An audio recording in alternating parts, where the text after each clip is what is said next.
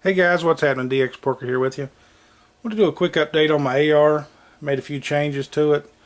Not a lot, but enough to warrant an update video. And I think a bunch of guys have been helping me out with it. But I'm pressed for time, and I really wanted to get this video out so I could work on it tonight at work. So I'm going to just buzz through this as quick as I can. We'll start at the rear of the rifle. We went with the Magpul ASAP ambidextrous sling ring. Went ahead and attached the lower portion of the Blackhawk CQ sling on there for the quick deployment. Up on the top, if you remember the first video on the rail there, this is the optics ready carbine. I had to take off the risers because the backup sights wouldn't work with that particular scope, and with the backup sights mounted on the riser, it made it too high for the front sight, so it's having all kinds of issues. So we just went ahead and took it off and started there on the rail that comes on the upper. But you'll see the M-Bus Gen 2 Magpul backup sights. Couldn't go with the front sight. Had some guys tell me that it would melt if I tried to get a rail system for the front, so we just went ahead and made all kind of changes. But we went ahead and stayed with the Magpul backup sight for the rear. And this is just a temporary sight here. Like I said, the other optic that I'd purchased won't work any longer, so until I can get a Neotech, I went ahead and picked up this Sight Mark sight. It's a holographic reflex sight. It's a pretty nifty little $50 sight. It's got 4 different settings on it. It's pretty bright. It's really sturdy. You know, 50 bucks, not bad. It'll work till I can get me a Neotech.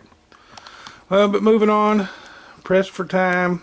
Went ahead and had several guys, you know, give different name brands of good rail systems and what have you for the handguard. You know, I tried the NC Star, added too much weight to the front of the rifle.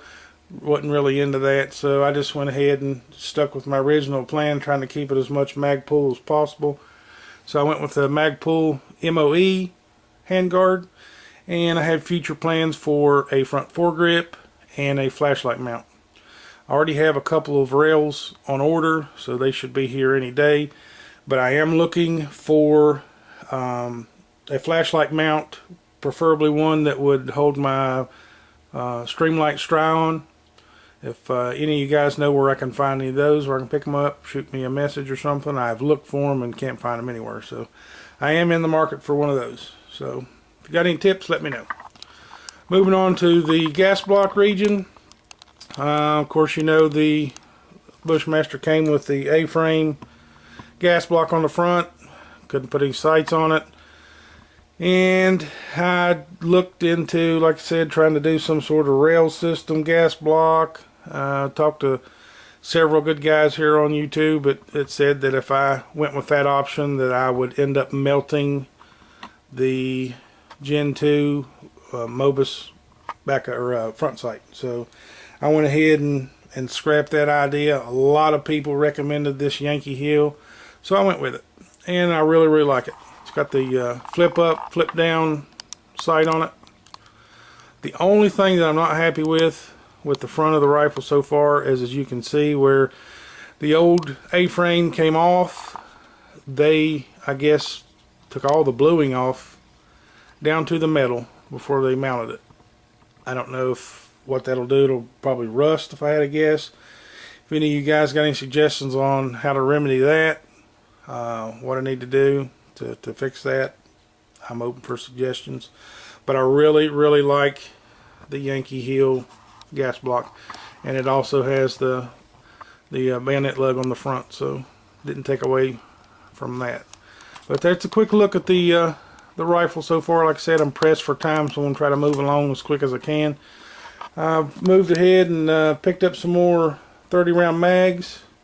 I have a total of 6 of the P mags. Have 4 of the regular style and 2 with the window, and that's just simply because I try to keep it all as local as possible. The local supplier didn't have either 6 of one or 6 of the other, so Who cares? They're 30 rounders. They'll work. And as you can see, I've picked up a little bit of ammo. Got a little bit of 600 rounds. Just need some time to shoot it. But the weather's not cooperating. So I need some help. So y'all help me get rid of this rain. But before I end the video, I want to send out a couple special thanks to some guys that really went above and beyond their need, I guess, to assist me in this. These are in no certain order. If you're not subscribed to any of these guys, I highly recommend you go over and check them out. They're a mountain of knowledge. They got all kind of cool stuff on their channels, and I really appreciate all their help.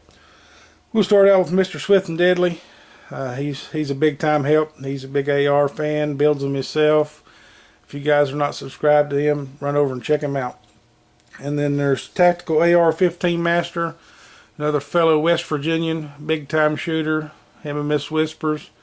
He was helping me out trying to pick out a good handguard, so I appreciate his assistance with that.